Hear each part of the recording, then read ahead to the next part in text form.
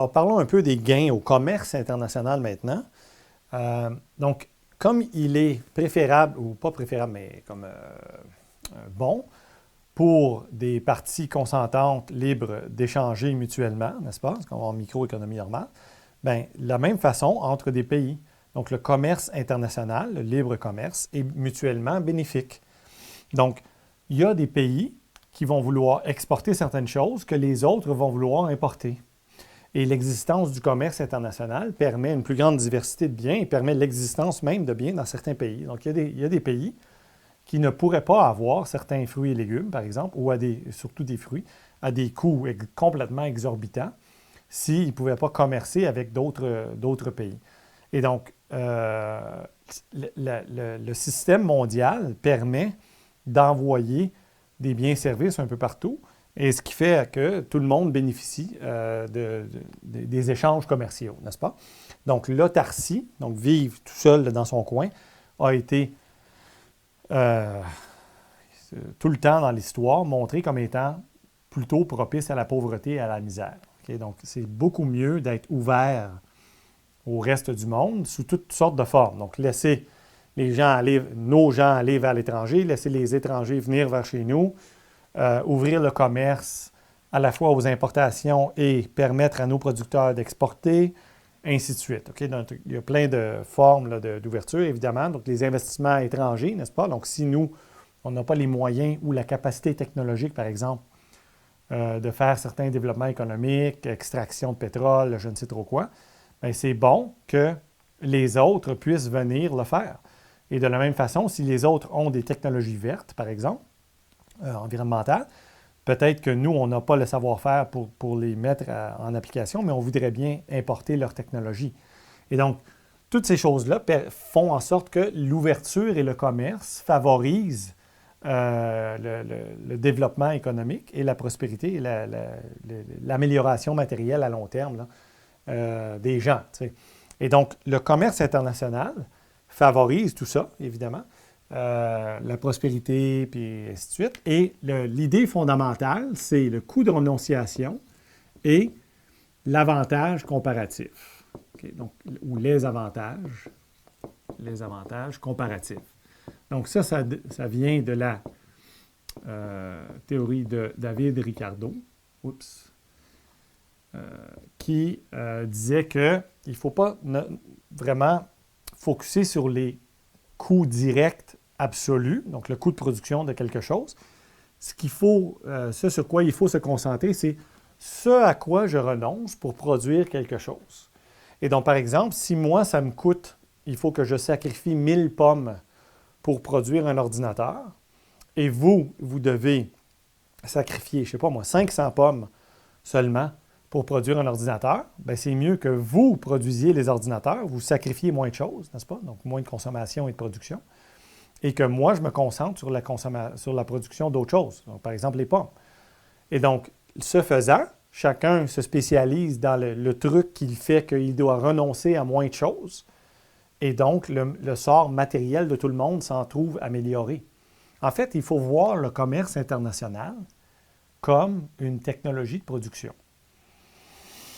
Lorsqu'une technologie de production fait en sorte qu'on utilise moins de ressources et que ça coûte moins cher par unité à produire, la chose en question, ça nous permet d'allouer plus de ressources, donc du temps, du travail, des fonds publics même, de l'énergie, tout ça, des terres, ainsi de suite, à d'autres choses. Et donc, ça s'appelle le développement économique, évidemment. Donc, le développement économique se fait comme ça, n'est-ce pas? Donc, on fait des gains dans des secteurs, et là, bien, ça permet de dégager des ressources, donc du temps, de l'énergie, des travailleurs, pour mettre ailleurs et développer d'autres secteurs, et ainsi de suite. C'est ça le développement économique. Et donc, les avantages comparatifs, bien, ça nous dit, la théorie des avantages comparatifs de David Ricardo nous dit que les pays devraient se concentrer ou se spécialiser dans les biens et services pour lesquels ils ont un avantage comparatif, c'est-à-dire un coût de renonciation plus faible.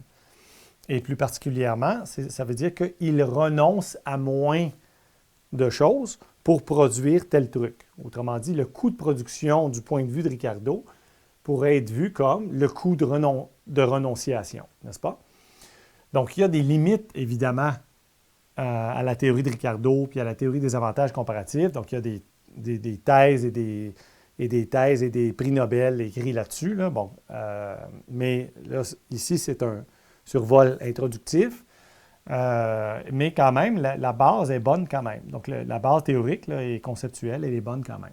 Donc, c'est-à-dire que tout le monde gagne à ce que tout le monde se concentre là où son coût de renonciation est le plus faible. Donc, spécialisation dans la chose pour laquelle il y a un coût de renonciation plus faible. Donc, qu'est-ce qui fait que une économie va avoir un coût de renonciation plus faible? Bien, ça peut être juste des avantages très, très évidents, comme la géographie.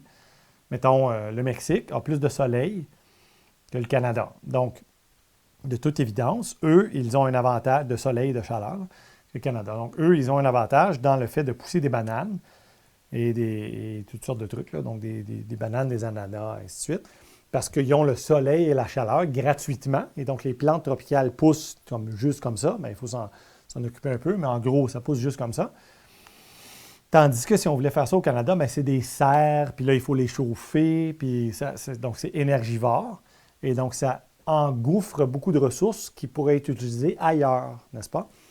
Et donc, c'est ça l'idée fondamentale. Donc, nous importons des bananes et des ananas et nous leur envoyons des choses que nous pouvons produire en termes d'avantages comparatifs, encore une fois. Donc, c'est le coût de renonciation qui devrait déterminer qui fait quoi. Et donc, par exemple, prenons Roger Federer, un grand champion de tennis là, qui était au haut de sa forme là, il y a quelques années. Donc, Roger Federer, supposons là, qu'il peut, en 1 heure, OK, il peut gagner 100 000 okay? On va simplifier les choses. Là. Je sais qu'il peut prendre rien faire de son temps, puis là, pas gagner d'argent, mais peut-être que ça vaut de l'argent pour lui, pas rien faire. Donc, supposons que chaque heure vaut 100 000 pour lui. Il peut faire une pub, par exemple, qui lui paye 100 000 ou plus, n'est-ce pas? Et il pourrait faire son ménage en 1 heure, son ménage de sa maison. Là.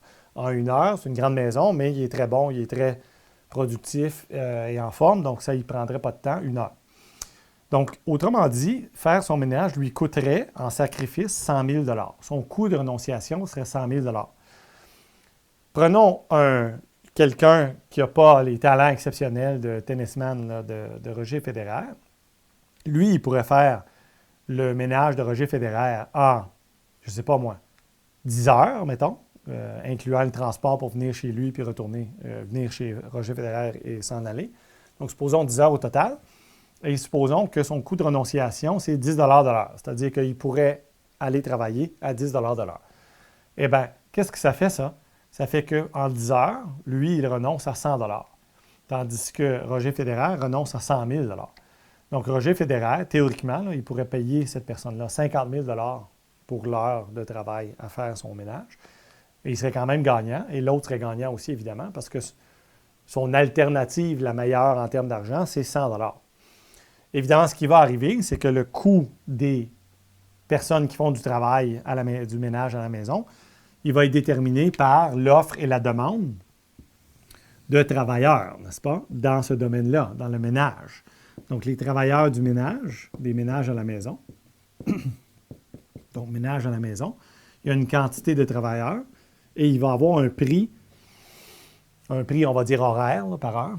Et donc, il y a une certaine quantité d'offreurs de travail. Donc, ça, c'est les travailleurs qui veulent travailler. Ils offrent leur force de travail. Donc, les travailleurs qui veulent travailler à faire des ménages chez les gens. Et il y a une demande de travail. Et l'équilibre va être trouvé ici. Et donc, ça va déterminer le prix moyen du travailleur moyen dans le milieu des ménages à la maison. T'sais. Et donc, ça va peut-être être 10, 15 de l'heure, je ne sais pas, là, n'importe quoi.